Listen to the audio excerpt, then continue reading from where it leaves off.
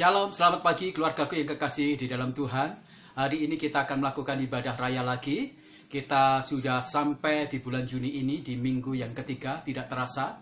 Di hari-hari ketika kita menjalani COVID-19 ini tidak terasa hari sebegitu cepat. Ada satu kabar baik bahwa hotel tempat kita beribadah sudah memberikan izin kepada kita semuanya untuk melakukan ibadah secara konvensional. Hotel Le Eminent sudah melakukan protap kesehatan yang luar biasa. Tapi mengingat tren dari COVID-19 ini yang semakin hari semakin naik, maka kita tetap tidak buru-buru untuk melakukan ibadah kita secara konvensional di dalam gedung. Kita juga akan melihat perkembangan-perkembangan secara kondusif, supaya akhirnya ketika kita beribadah secara konvensional di gedung, itu tidak membahayakan nyawa dan keselamatan kita semuanya. Sebelum kita mendengarkan kebenaran firman Tuhan minggu ini, mari kita berdoa bersama-sama. Bapa di dalam surga, kami berterima kasih karena Engkau terus-menerus memelihara kami dengan cinta dan kasih karunia Tuhan yang luar biasa di COVID-19 ini. Kami menikmati berkat Tuhan, kami menikmati anugerah Tuhan, kami melihat pemeliharaan Tuhan, sehingga kami semuanya bisa berdiri teguh di tengah-tengah COVID-19 ini yang belum tahu kapan terhentinya Tuhan. Tapi kami percaya bahwa perlindungan, kami percaya pemeliharaan Tuhan itu terus-menerus akan menyertai kami. Dan bukan hanya itu Tuhan, kami tahu bahwa penyertaan Tuhan tidak membuat kami lengah, tetapi kami harus menjaga diri kami sedemikian rupa, supaya akhirnya kami tidak mencobai Tuhan, dan kami memelihara tingkat kesehatan di kehidupan kami, sehingga kami juga terhindar dari COVID-19. Tuhan memberkati renungan dan khotbah hari ini, supaya kami memahami apa yang Tuhan inginkan dalam hidup ini. Terima kasih Tuhan, dalam nama Tuhan Yesus Kristus kami berdoa. Haleluya, amin. Bapak Ibu yang kekasih di dalam Tuhan, pembacaan firman Tuhan kita terambil di dalam Matius pasal yang ke-15 ayat yang ke-27. Kata perempuan itu, benar Tuhan, namun anjing itu makan remah-remah yang jatuh dari meja tuannya. Hari ini, di minggu yang ketiga ini, kita akan bicara tentang gigih untuk remah-remah roti. Bapak Ibu yang kekasih di dalam Tuhan, cerita ini menggambarkan tentang seorang perempuan Veronesia. Dia berasal dari daerah sekitar Tirus atau Sidon, yang sekarang ini adalah daerah Libanon. Dia adalah orang yang tidak percaya sama Tuhan. Tetapi ketika anaknya sakit, dia begitu gigih luar biasa. Dia memiliki semangat yang luar biasa. Dia memiliki keinginan yang sangat besar luar biasa. Ketekunan yang luar biasa. Komitmen yang sangat tinggi untuk mencari dan memburu Tuhan Yesus. Ini menjadi satu pelajaran yang sangat penting. Di tengah-tengah pergumulan itu, dia menyadari hanya ada satu pribadi yang sanggup menolong hidup dia. Hanya ada satu pribadi yang sanggup memberikan solusi dan jawaban terhadap pergumulan dia, yaitu Yesus. Sekalipun dia bukan orang Yahudi atau orang Israel, tetapi perempuan ini memiliki hati yang begitu mengenal, begitu rindu, begitu menjadi pemburu Tuhan Yesus yang luar biasa. Dan ini sebenarnya merupakan satir juga, cerita yang menempelak kita semuanya. Kalau kita adalah orang-orang Kristen, tetapi kita tidak berusaha untuk memburu Tuhan, tidak berusaha gigih untuk mencari Tuhan dengan tingkat ketekunan, tingkat keseriusan yang sangat tinggi, maka kita tidak lebih bagus iman kita dibandingkan dengan orang-orang yang tidak percaya sama Tuhan Yesus. Maka iman kita juga tidak terlalu bermutu dibandingkan dengan orang-orang yang tidak percaya kepada Tuhan Yesus. Mari hari ini kita belajar bersama-sama dari seorang perempuan Veronesia, bagaimana dia gigih untuk remah-remah roti yang sedikit, yang tidak terlalu banyak, tapi itu menjadi sesuatu yang sangat penting yang akhirnya mengubah seluruh sejarah kehidupan perempuan ini dan anaknya. Mari kita belajar bersama-sama. Ketika kita berbicara tentang sebuah kegigihan itu adalah sebuah kemampuan untuk mempertahankan sebuah tindakan, tujuan, dan visi yang jelas, terlepas dari perasaan kita semuanya. Jadi itu merupakan satu kemampuan untuk kita terus melanjutkan seluruh kinerja, gerak, tujuan kita, semangat kita. Walaupun itu kita ingin berhenti karena ada begitu banyak rintangan-rintangan dan alasan-alasan untuk kita berhenti. Itulah kegigihan. Perbedaan seorang pemenang dengan perbedaan seorang yang kalah itu tipis sekali. Di mana? Di ketekunan itu, di kegigihan itu. Jangan mudah untuk kita melemparkan handuk, tanda kita menyerah di arena ring. Mari kita memiliki kegigihan seperti perempuan yang memiliki masalah, yang memiliki pergumulan yang begitu berat, tetapi dia terus-menerus mencintai, serius, memburu, dan mengejar Tuhan Yesus. Mari kita menjadi orang-orang Kristen yang gigih, memburu remah-remah roti dari Kristus Yesus. Mari kita menjadi orang-orang Kristen yang gigih memburu dan mengejar sesuatu yang sesuai dengan visi, misi yang sangat jelas yang Tuhan berikan dalam hidup kita semuanya. Bapak Ibu, mari hari ini kita belajar bersama-sama mengapa perempuan itu memiliki tingkat kegigihannya begitu sangat luar biasa. Mengapa perempuan ini memiliki tingkat kegigihannya begitu hebat luar biasa. Mari kita belajar bersama-sama dari perempuan ini. Yang pertama, mengapa perempuan itu begitu gigih memburu Tuhan Yesus, mengejar Tuhan Yesus. Karena perempuan ini memiliki rasa cinta yang sangat dalam terhadap anaknya. Perempuan ini adalah seorang perempuan kafir. Dia mencari dan memburu Yesus sangat serius. Dia mengesampingkan perasaan malu dia. Dia mengesampingkan bahwa dia bukanlah orang-orang yang pantas untuk ditolong. Karena dia menyadari bahwa dia bukanlah orang Israel. Dia menyadari bahwa dia adalah orang yang berdosa. Bangsa yang berdosa. Bangsa yang sudah ditolak oleh Tuhan. Bangsa yang tidak memiliki kedekatan dengan Allahnya Abraham. Dan itu menjadi sesuatu yang luar biasa. Sekalipun perempuan itu menyadari tentang ketidaklayaan dia, tetapi karena cintanya yang begitu dalam terhadap anaknya yang sedang kerasukan setan, maka dia mengejar, dia memburu Tuhan Yesus. Cintanya mengalahkan rasa malu dia. Cintanya mengalahkan rasa yang begitu mungkin membuat dia mengalami rasa aib. Cintanya mengalahkan juga mungkin rasa aib dia karena dia punya anak yang dirasuk setan. Tapi dia mengejar Tuhan. Tapi dia memburu Tuhan Yesus. Dia lakukan banyak hal karena dia mencintai anak dia. Bapak Ibu yang kekasih di dalam Tuhan, cinta itu menjadi satu daya penggerak yang berbeda, yang menggerakkan seseorang untuk melakukan segala sesuatu yang kadang-kadang di luar nalar dia, di luar hal yang lumrah. Cinta itu membuat orang mampu melakukan segala sesuatu yang mungkin menurut orang lain itu gila. Cinta dan kasih itu bisa membuat orang lain melakukan banyak hal yang di luar logika, di luar perasaan seseorang. Ibu ini mencintai anaknya sedemikian rupa. Ketika dia melihat anaknya kerasukan setan, maka dia bergegas. Cintanya yang menggerakkan dia untuk mengejar Yesus. Cintanya yang menggerakkan dia untuk memburu Yesus. Cintanya yang membuat dia kemudian untuk berusaha sedemikian rupa mendekati Yesus, meminta pertolongan dari Yesus. Sekalipun dia tahu dia adalah pribadi yang tidak pantas, tapi cintanya lebih keras dibandingkan sebuah rintangan, dibandingkan sebuah tantangan, dibandingkan dengan sebuah hambatan, dibandingkan dengan mungkin rasa malu secara sosial dia. Dia betul-betul menjadi pribadi yang digerakkan oleh cinta kasih yang dalam kepada anaknya. Bapak Ibu yang kekasih dalam Tuhan, bagaimana dengan kita? Apakah kau punya cinta terhadap keluargamu? Oh, saya pastikan mungkin ya. Tapi seberapa besar engkau memburu Yesus untuk keluargamu? Seberapa besar engkau memburu dan mengejar Yesus untuk anakmu mungkin, untuk suamimu, mungkin untuk istrimu? Kadangkala kita tidak memiliki itu semuanya. Banyak laki-laki di gereja kita yang tidak mencintai dan tidak mengejar Tuhan secara sungguh-sungguh. Akibatnya anak-anaknya menjadi anak-anak yang tidak bertumbuh di dalam iman dan rohaninya. Anak-anaknya menjadi anak-anak yang brengsek, anak-anaknya menjadi orang-anak yang tidak mencintai Tuhan, mencintai pelayanan, tidak mencintai gereja. Itu yang menyebabkan, kenapa? Karena ada banyak laki-laki di dalam gereja Tuhan yang tidak mencintai Tuhan, tidak mencintai keluarganya. Kenapa? Mereka egois sekali. Mereka hanya ingin menyenangkan diri mereka sendiri. Ini menjadi sesuatu yang menjadi tempelakan bagi kita semuanya. Ketika kita mengejar Tuhan, di belakang yang menjadi penggerak itu adalah perasaan cinta kasih yang sangat dalam. Kalau kita menjadi seorang kepala keluarga, kita digerakkan untuk mencintai Tuhan, kita digerakkan untuk mencintai keluarga, maka kita pasti akan bersungguh-sungguh untuk mengejar Tuhan, memburu Tuhan, melakukan banyak hal-hal untuk kita mencari Tuhan yang luar biasa. Ada begitu banyak keluarga-keluarga yang tidak mencintai keluarga mereka. Ada begitu banyak keluarga-keluarga yang tidak menyayangi masa depan diri dia dan keluarganya. Akibatnya mereka melalaikan dan mereka merasa tidak mementingkan Tuhan. Akibatnya apa yang terjadi? Seluruh bangunan keluarga dia rusak.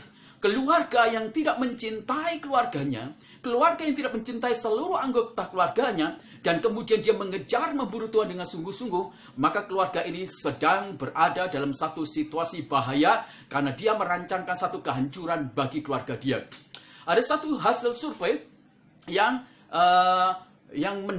mendiagnosa tentang dua keturunan. Satu keturunan Al Gore dan satu keturunan Al Capone. Seluruh keturunan Akal pun adalah orang-orang yang seluruh nenek moyang mereka adalah orang-orang yang tidak mencintai keluarga mereka dan memburu Tuhan begitu serius. Apa yang terjadi? Hampir seluruh keluarga mereka itu hancur berantakan, masuk penjara, narkoba, dan mati dengan bunuh diri. Bagaimana dengan keluarga yang mencintai Tuhan? Bagaimana dengan keluarga yang mencintai anggota keluarganya dan mereka berusaha membawa keluarganya mencintai Tuhan? Seperti Al Gore, seluruh keluarganya menjadi seluruh keluarga yang diberkati. Dari sana lahir orang-orang pemimpin-pemimpin hebat, sampai kemudian wakil presiden, bankir-bankir yang hebat, penulis-penulis hebat, host yang begitu hebat, dan orang-orang yang terjun dalam dunia bisnis yang luar biasa menjadi berhasil. Ketika orang menggerakkan seluruh hidup dia untuk mencintai keluarganya, maka orang itu juga akan serius mengejar dan memburu Tuhan. Sehingga pada akhirnya dia menjadi pribadi yang tak pernah berhenti untuk mengejar Tuhan yang luar biasa. Orang tua yang beribadah kepada Tuhan dengan serius, bapak yang memberikan menjadi imam yang serius, dia akan memberikan jejak bagi anaknya untuk takut dan hormat kepada Tuhan. Untuk dia menjadi pribadi-pribadi yang benar-benar mengedepankan Tuhan itu menjadi satu hal yang sangat mutlak, hal yang sangat penting di dalam hidup dia. Warisan yang sangat kekal, warisan yang tidak terkontaminasi oleh dunia, warisan yang bisa menjaga anak kita mulai hari ini sampai mungkin kita tidak ada, bukan harta, bukan benda materi, tetapi warisan ketika anak itu adalah mencintai Tuhan Yesus. Nah, mari kita seperti perempuan ini, kita digerakkan dengan cinta kasih yang begitu dalam kepada keluarga kita dan kepada Tuhan kita, sehingga kita semuanya membawa keluarga kita semuanya untuk serius mencintai dan mencari Tuhan. Hal yang pertama, kita gigih untuk remah-remah roti yang dari Kristus Yesus Tuhan adalah karena kita mencintai, mengasihi anggota keluarga kita. Itu yang pertama. Yang kedua, mengapa perempuan itu begitu gigih mencari remah-remah roti dan mengejar Kristus sedemikian rupa? Karena perempuan itu memiliki harapan supaya anaknya itu mengalami kesembuhan ilahi yang luar biasa. Di dalam 1 Korintus pasal yang ke-13, ayat yang ke-13 dikatakan, pada akhirnya tinggal ketiga hal, yaitu iman, pengharapan, dan kasih. Iman itu membawa kita semuanya untuk melihat segala sesuatu yang jauh, yang belum kelihatan. Dan itu membawa kita kepada keyakinan bahwa apa yang kita gumuli, apa yang kita percayai, itu merupakan sesuatu yang benar, itu merupakan sesuatu yang real, itu merupakan sesuatu yang tidak menipu. Dan pengharapan itu merupakan sebuah tindakan nyata, real, untuk kita kemudian menghidupi iman kita dalam tindakan-tindakan yang nyata dalam hidup kita semuanya. Dan kasih itu membackup semuanya sampai akhirnya memberikan dorongan untuk kita tidak gampang menyerah, untuk kita tidak gampang kemudian mundur, untuk kita tidak gampang kemudian untuk terhenti di tengah jalan. Perempuan ini, dia mencari Yesus, dia mengejar Yesus dalam kerumunan orang, sekalipun dia mungkin menghadapi rasa malu secara sosial, karena diketahui anaknya dirasuk setan, dia mungkin juga malu. Tetapi dia mengesampingkan itu semuanya karena dia tahu, dia punya harapan yang luar biasa. Ada begitu banyak tantangan-tantangan yang dia hadapi ketika dia akan berjumpa Tuhan Yesus. Ada penolakan-penolakan di sana. Ada juga ketidakterimaan yang baik. Mungkin juga dari murid-murid Yesus dan beberapa orang-orang. Ada hambatan-hambatan dari banyak orang yang berkumpul di sana. Jumlahnya begitu banyak. Tapi karena harapan, maka perempuan ini tidak pernah berhenti. Karena harapan, maka perempuan ini menjadi petarung iman yang luar biasa. Karena harapan, maka perempuan itu dia menjadi begitu bersemangat luar biasa mencari Tuhan. Karena harapan, maka perempuan ini benar-benar mengerahkan totalitas dari seluruh kekuatan tenaga dia, dari seluruh kekuatan pikiran dia, dari seluruh kekuatan energi, akal budi dia untuk dia mencari Yesus. Mencari Yesus. Perempuan ini dia tahu harapannya adalah anaknya sembuh. Kalau anaknya sembuh, dia bahagia. Kalau anaknya sembuh, dia bisa bersuka cita. Kalau anaknya sembuh, dia benar-benar menikmati sejahtera. Maka perempuan ini, dia begitu luar biasa memburu dan mengejar, bahkan datang ke hadapan Yesus. Apapun yang buruk yang mungkin dia alami, dia tidak memikirkan itu semuanya. Dia tidak perhitungkan itu semuanya. Karena yang dia tahu bahwa dia punya harapan anaknya itu menjadi sembuh.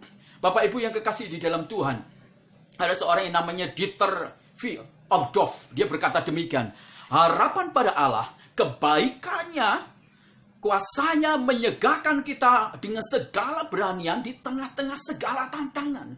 Jadi kalau kita punya harapan, tidak ada satupun yang bisa menghentikan langkah kita semuanya.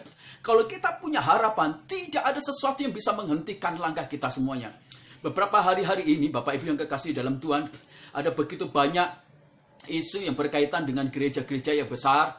Bagaimana mereka mengalami masalah-masalah di bidang keuangan di gereja mereka. Gereja mereka mengalami masa-masa kekurangan. Kolekte mengalami penurunan. Bukan hanya kolektor mengalami penurunan, kemudian sumbangsih dari gereja, dari jemaat-jemaat terhadap gerejanya juga mengalami penurunan yang luar biasa. Nah, gereja-gereja yang membiayai atau menyewa gedung yang begitu mahal dengan pernak-pernik seluruh aksesoris dan seluruh orang-orang yang di dalamnya yang harus dibayar, gereja menjadi kolab luar biasa. Ada beberapa orang berkata, karena kita sudah tidak punya uang, ya sudah kita berhenti di sini. Orang yang punya harapan, sekalipun dia kekurangan uang, sekalipun tidak ada uang, maka dia tidak akan berkata menyerah pada satu situasi atau keadaan yang dia berkata gereja akan berhenti atau tutup. Kita tidak boleh seperti itu. Maka Bapak Ibu yang kekasih dalam Tuhan, saya ingat pertama kali ketika gereja kita merintis, saya mengawali bukan karena ada uang, tidak. Ketika beberapa orang berkata kepada saya, hari gini merintis gereja, tidak ada dukungan dari orang kaya, tidak ada dukungan dari orang-orang yang punya duit. Nggak mungkin. Tetapi saya punya harapan, saya punya iman bahwa Yesus, Tuhan saya itu akan menyediakan suplai bagi gereja yang saya bangun. Karena saya merintis gereja bukan karena keinginan saya, tetapi karena Tuhan memberikan satu visi yang jelas kepada saya semuanya. Sampai hari ini, dalam segala keterbatasan, kekurangan gereja kita semuanya, Tuhan terus-menerus mensupport dengan cara yang ajaib. Karena Dia adalah sumber kehidupan dari gereja itu sendiri. Orang yang punya harapan, orang itu tidak akan pernah menyerah. Perempuan ini ketika dia datang kepada Tuhan, dia dikatakan sebagai orang yang tidak pantas untuk menerima roti. Mereka bukanlah anak-anak orang Yahudi, orang Israel. Perempuan itu tidak pantas. Bahkan bukan hanya itu, dia dikatakan, kamu itu seperti anjing. Bapak Ibu, jadi seperti dipermalukan, tidak dianggap sedemikian rupa. Tapi tidak demikian yang terjadi kepada perempuan ini. Sekalipun ada begitu banyak tantangan, ada begitu banyak hal buruk yang tertepah dalam hidup dia, tapi karena dia punya harapan, dia tetap menjadi pribadi yang maju, dia tetap menjadi pribadi yang positif, dia tetap menjadi pribadi yang baik. Dia fokus kepada harapan. Anaknya harus disembuhkan, dilepaskan dari pengaruh roh jahat itu semuanya. Harapan selalu memberikan kepada kita semangat. Harapan menjadikan kita kemudian petarung-petarung yang tangguh. Harapan menjadikan kita semuanya tidak gampang untuk menyerah. Ini luar biasa Bapak Ibu yang kekasih dalam Tuhan. Mari kita menjadi orang-orang yang terus-menerus bertumbuh di dalam harapan kita. Supaya pada akhirnya kita jangan menjadi orang yang mudah ditaklukkan. Dan yang terakhir Bapak Ibu yang kekasih di dalam Tuhan, mengapa perempuan Veronesia itu begitu sangat gigih meraih remah-remah roti? Bapak Ibu yang terakhir, karena dia adalah seorang yang memiliki hati yang baik, pikiran yang baik, yang luar biasa. Bapak Ibu yang kekasih di dalam Tuhan, kalau kita membaca di dalam Matius pasal yang ke-15 ayat selanjutnya, bagaimana Yesus itu memberikan sebuah pernyataan-pernyataan yang cukup pedas. Pernyataan-pernyataan yang mungkin tidak pantas sebagai seorang pendeta atau rohaniawan. Pernyataan-pernyataannya seperti negatif, seperti rasialis, seperti diskriminasi. Tapi itu bukan merupakan satu pertanyaan-pertanyaan diskriminasi. Tidak sebenarnya. Apa yang diungkapkan oleh Yesus itu sama seperti ketika proselyt. Orang-orang Yahudi yang di perantauan dan mereka ingin menjadi orang Yahudi secara murni. Dia mendaftarkan diri dalam keyahudiannya. Di sana ada satu proses ujian. Salah satunya adalah satu ujian yang benar-benar berbicara tentang seperti penolakan. Sesuatu yang sangat buruk, satir, penolakan-penolakan atau penghinaan-penghinaan. Tetapi kalau orang itu berpikir baik, berpikir positif, hatinya baik, dia tidak akan gampang kemudian mundur. Dia tidak gampang tersakiti. Dia tidak gampang terluka. Sama seperti perempuan ini.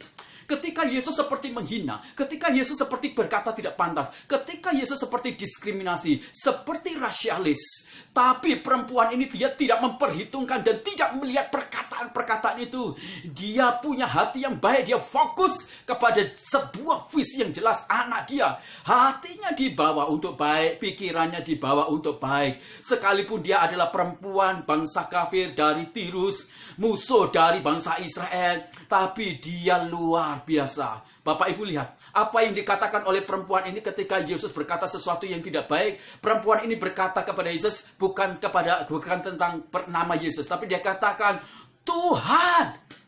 Dia berkata Tuhan, benar Tuhan. Ini luar biasa. Di ayat 27, sekalipun dia sudah dihina, sudah seperti diperlakukan dengan tidak bagus, diperlakukan seperti diskriminasi, tapi perempuan ini dia menyebut Yesus bukan dengan nama, tapi dia berkata Tuhan. Orang-orang Israel meragukan ketuhanan Yesus. Orang-orang Israel tidak mengakui ketuhanan Yesus. Tapi ini bangsa kafir. Dia menyebut Yesus dengan sebutan Tuhan. Ini luar biasa. Ini bukan seorang perempuan kafir biasa. Dia mengenal Tuhan. Dia tahu Tuhan. Kalau hatinya tidak baik, kalau pikirannya tidak baik, kalau pikirannya dan hatinya tidak diubahkan oleh firman, mustahil dia bisa menyebut Tuhan kepada Yesus. Hanya orang-orang yang memang terbuka hatinya baik, pikirannya baik, yang dijamah oleh kebenaran firman, yang dijamah oleh Roh Kudus, yang bisa berkata kepada Yesus itu adalah Tuhan. Ini luar biasa Bapak Ibu yang kekasih di dalam Tuhan. Tidak ada keraguan sedikit pun dari perempuan Veronosia ini untuk dia mengakui bahwa Yesus Tuhan. Berbanding terbalik dengan orang-orang Israel yang cenderung berhati jahat kepada Yesus, yang cenderung memusuhi Yesus, yang cenderung memprovokasi orang-orang untuk melawan Yesus. Tidak pernah menyebut Yesus sama Tuhan, tetapi yang seringkali menjadikan beban, menjadikan masalah di setiap pelayanan-pelayanan Yesus. Ini luar biasa. Perempuan kafir, perempuan Veronosia, perempuan Tirus yang dekat dengan Sidon, yang sekarang daerah Libanon, itu adalah perempuan yang tidak dikuasai dengan hati yang buruk, tidak dikuasai dengan hati yang jahat, tidak dibesarkan dalam kerangka dogmatis politis, di mana mereka bermusuhan dengan orang Israel. Perempuan itu tidak memiliki kepentingan politik. Dia menganggap Yesus itu menjadi sahabat, menjadi pribadi yang betul-betul dibutuhkan oleh dia. Ini luar biasa. Bagaimana dengan kita? Kadangkala saya harus menjadi malu sebagai pendeta, sebagai seorang Kristen, sebagai gembala sidang. Saya juga malu sebagai orang-orang yang notabene mungkin sebagai orang Kristen. Karena orang-orang Kristen ternyata tidak sebanding dengan penyebutan dia sebagai orang Kristen atau pengikut Kristen. Ada begitu banyak orang-orang Kristen yang menyebut dirinya orang Kristen, beribadah ke gereja, mungkin juga merasa diselamatkan, tetapi pikirannya jahat, hatinya jahat, mulutnya jahat, pikirannya jahat, perilakunya jahat luar biasa. Orang-orang Kristen banyak dan mudah tersinggung, mudah terlukai, sedikit-dikit ngambek, sedikit-dikit marah, salah paham, dikit-dikit yang tidak sesuai dengan hidup dia, marah, salah paham, nyerang. Itu yang dilakukan. Mulutnya jahat, suka provokasi, bikin gosip, bikin fitnah. Perilakunya juga seringkali jahat, menjadi orang yang suka bertengkar. Pikirannya juga seringkali jahat. Predikat orang Kristen hari-hari ini lebih banyak dipenuhi dengan predikat orang Kristen yang jahat, buruk, tidak sesuai dengan Kristus. Jangan heran ada begitu banyak orang-orang yang tidak mau jadi Kristen karena hidup mereka lebih baik dari orang Kristen. Benar yang dikatakan oleh Mahatma Gandhi ketika dia berkata demikian. Aku tahu Yesus itu orang baik, tetapi orang Kristen, no, saya tidak mau jadi orang Kristen. Kekristenan dan seluruh bangunan dari kerangka orang-orang Kristen itu semuanya busuk dan buruk luar biasa. Makanya Mahatma Gandhi berkata demikian, kalau gereja dan orang Kristen hidupnya itu seperti Kristus, seperti Yesus, maka India sudah percaya sama Yesus. Kenapa tidak banyak orang-orang yang percaya sama Tuhan Yesus? Mengapa justru banyak orang-orang yang berguguran? Karena orang Kristen jahat mulutnya, jahat pikirannya, jahat perilakunya, buruk hatinya. Itu yang menyebabkan mereka menjadi orang-orang yang tidak diubahkan, tidak berubah. Beda dengan perempuan kafir Veronosia. Sekalipun mereka dikatakan kafir seperti orang yang tidak mengenal Tuhan, tapi perempuan ini tetap begitu baik, luar biasa. Dia tidak meragukan Yesus, dia menghormati Yesus. Dia sebut Yesus itu adalah Tuhan. Kalau dia sebut Yesus itu adalah Tuhan, maka dia pantas menundukkan diri dia di bawah otoritas dari hukum Kristus. Kebenaran firman Allah itu semuanya. Perempuan ini sebenarnya menjadi pembanding yang paling memukul tempelak kita semuanya untuk kita sadar diri bahwa seharusnya perilaku Kristen itu seperti Kristus, bukan seperti orang-orang dunia, seperti setan. Mari kita semuanya menjadi orang-orang Kristen yang terus-menerus bertumbuh, menjadi orang Kristen yang memelihara kebaikan, kebenarannya seperti Kristus. Seperti perempuan ini. Nih Bapak Ibu yang kekasih dalam Tuhan, kalau kita belajar dari perempuan ini, maka luar biasa. Kita harus malu jadi orang Kristen. Kita harus malu jadi orang Kristen kalau kita tidak lebih baik dari perempuan ini. Kalau kita tidak lebih bermutu dari perempuan ini. Kalau kita tidak lebih mencintai Tuhan daripada perempuan ini. Kalau kita tidak lebih memburu Yesus Tuhan kita. Perkara-perkara rohani seperti perempuan ini. Maka kita tidak lebih bagus. Kita di bawah standar dari perempuan kafir ini. Kalau kita tidak menyebut Tuhan dan mentuhankan Tuhan secara sesungguhnya, maka kita ternyata sungguh-sungguh jauh di bawah perempuan Veronica ini. Jadi perempuan Veronica ini mengajari kepada kita semuanya untuk kita gigih meraih remah-remah anugerah dari Kristus Yesus Tuhan kita. Hari ini kita menghadapi COVID-19 yang tidak bertepi. Harusnya masalah ini membuat kita seperti perempuan ini. Makin kita menumbuhkan cinta kita kepada Tuhan, makin membawa kita semuanya untuk tumbuh di dalam harapan, makin membuat kita semuanya untuk berhati baik, melihat dalam kerangka yang luar biasa ini. Saya berdoa, kebenaran firman Tuhan pagi ini, di minggu ini, itu menyadarkan lagi kepada kita semuanya, supaya kita menjadi orang-orang Kristen yang benar-benar berubah dalam kebenaran firman Tuhan, dalam perubahan tuntunan Roh Kudus itu sendiri. Kiranya firman Tuhan itu menguatkan dan meneguhkan kita. Mari kita berdoa. Bapa di dalam surga, kami berterima kasih untuk firman-Mu. Kami ditempelak lagi, kami diperbandingkan lagi dengan perempuan Veronica yang tidak percaya sama Tuhan Yesus. Tapi kelas iman, kelas karakter dia, kelas pengharapan dia, kelas kasih dia kepada Tuhan jauh melebihi di ambang batas kami sebagai orang Kristen. Hari ini kami berterima kasih firman menegur, menempelak kami untuk kami menjadi lebih baru lagi, untuk kami menjadi lebih disempurnakan lagi dalam keberdosaan kami, dalam cacat celah kami semua Tuhan. Terima kasih Engkau membuka lagi, Engkau mencernihkan kami, Engkau Tuhan mencelikkan kami lagi untuk kami menjadi orang-orang Kristen yang bermutu, yang diubahkan dalam kebenaran-Mu, yang diubahkan di dalam Roh Kudus itu sendiri, sehingga kami menjadi pribadi-pribadi yang mencintai Tuhan Yesus, mengejar dan memburu Tuhan Yesus, hidup dalam sebuah kebangunan rohani karena kami cinta Engkau, dalam pengharapan yang terus-menerus memberikan dinamika semangat dan daya juang untuk kami terus bergerak walaupun tantangan-tantangan begitu sulit untuk mengejar Tuhan, melayani Tuhan, bahkan melakukan banyak hal-hal untuk masa depan kami, untuk kemuliaan Tuhan. Terima kasih Tuhan. Kami berdoa Tuhan untuk jemaat-jemaat kami, mitra-mitra kami yang memiliki pergumulan-pergumulan dalam bidang usaha mereka. Mereka yang memiliki pabrik atau usaha-usaha bisnis apapun juga. Tuhan Engkau memberkati mereka. Berikan kesabaran, berikan hati yang penuh dengan pikiran positif, berikan pikiran-pikiran yang bening, berikan hati yang dipenuhi dengan sukacita, berikan hati yang dipenuhi dengan ucapan syukur, supaya mereka semuanya melihat masalah ini dengan kacamata dari Tuhan. Mereka melihat kesempatan di balik segala kesempitan ini. Hati mereka dipenuhi dengan kebenaran-Mu, sehingga mereka berdiri teguh, mereka tidak stres, mereka tidak depresi, mereka selalu teguh dan kuat. Berikan hikmat kepada mereka semuanya, untuk mereka menemukan cara-cara yang baru dan solusi-solusi baru yang datang dari Tuhan, sehingga mereka keluar dari krisis itu. Tuhan menuntun mereka, sehingga mereka juga memiliki kecukupan dalam keuangan mereka, untuk memulai usaha mereka, untuk memulai produktivitas mereka, membuka lagi jalan-jalan transaksi jual beli Tuhan. Terima kasih, memberkati saudara-saudara kami yang ter-PHK, mereka yang tidak memiliki pekerjaan tetap. Tuhan memelihara, Tuhan menjagai semuanya, Tuhan lindungi. Memberkati saudara-saudara kami, keluarga kami, dan orang-orang yang terkena COVID-19. Tuhan Engkau menjamah, Engkau menyembuhkannya. Mereka juga yang terkena sakit penyakit apapun juga, tangan Tuhan terus-menerus menjamah mereka. Keajaiban, mukjizat, kesembuhan juga mengalir dalam hidup mereka.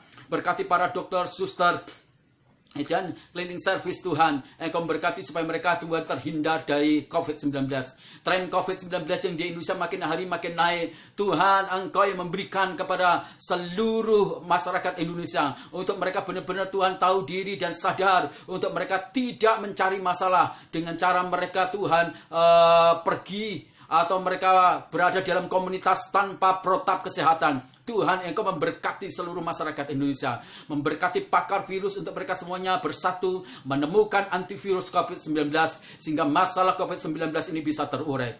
Memberkati Presiden kami Jokowi, hikmat, marifat dan takut akan Tuhan menyertai beliau. Berikan hikmat untuk dia bisa mengurai krisis ekonomi dan kesehatan. Tuhan pakai sehingga Indonesia bangkit dan dipulihkan lagi. Berkati jajaran kementerian, kemitraan, seluruh aparatur negara di bangsa ini supaya berbondong-bondong untuk mereka bersatu memikirkan kondisi Indonesia ini. Kami berdoa untuk anasir-anasir jahat, orang-orang yang berusaha merusak, orang-orang yang memperkeruh masalah ini. Kami patahkan rancangan jahat mereka dalam nama Tuhan Yesus. Tuhan memberkati mereka. Berkati kota kami Cipanas, berkati bupati, berkati camat, berkati Tuhan RW, RT, desa, kelurahan, memberkati mereka semuanya. Berkati ekonomi di Cipanas, baik itu agrowisata, perhotelan, niaga, baik itu pertanian, perikanan, peternakan, perkebunan. Tuhan, Engkau campur tangan. Engkau memberkati gereja kami Tuhan. Terima kasih. Buatlah jemaat kami menjadi jemaat yang bermutu, yang berkelas, yang mengasihi Tuhan, memburu Tuhan, yang diubahkan karakter dan sifat-sifatnya seperti Tuhan Yesus.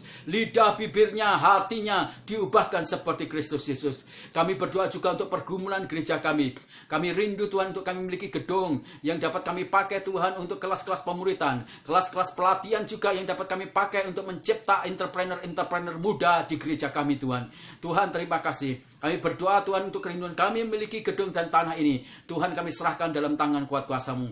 Engkau yang punya, Engkau gereja ini, Engkau suppliernya. Tuhan, Engkau cukup untuk membawa kami semuanya menikmati berkat-berkat jasmani sehingga gereja kami benar-benar bisa menikmati berkat Tuhan. Akhirnya keluargaku yang kekasih dalam Tuhan, angkat kedua tanganmu, terimalah berkat Tuhan. Kasih sayang dari Allah Bapa kita lewat anaknya Tuhan Yesus Kristus yang telah mati di atas kayu salib, menebus segala dosa kita dan segala kutuk kita, persekutuan dan Roh Kudus yang mengubahkan kita hingga kita tidak bercacat celah di hadapannya, menjadi seperti gambar kalik Kristus Yesus. Itulah sebabnya Tuhan memberkati keluargamu, Tuhan memberkati usahamu, Tuhan memberkati masa depanmu dan seluruh keturunanmu. Tuhan memberkati kesehatanmu. Keluar masukmu engkau hanya bisa menemukan pintu berkat Tuhan saja. Damai sejahtera dari Allah Bapa menyertai engkau mulai hari ini sampai selama-lamanya. Pulang dengan berkat rohani, berkat jasmani. Bagikan kepada orang lain sehingga mereka menikmati kasih dari Kristus Yesus. Dan beritakanlah Injil, maka Tuhan menyatakan tanda-tanda ajaib di dalam hidupmu. Di dalam nama Tuhan Yesus Kristus kami berdoa. Haleluya. Amin. Selamat hari Minggu. Tuhan Yesus memberkati kita semuanya. Amin.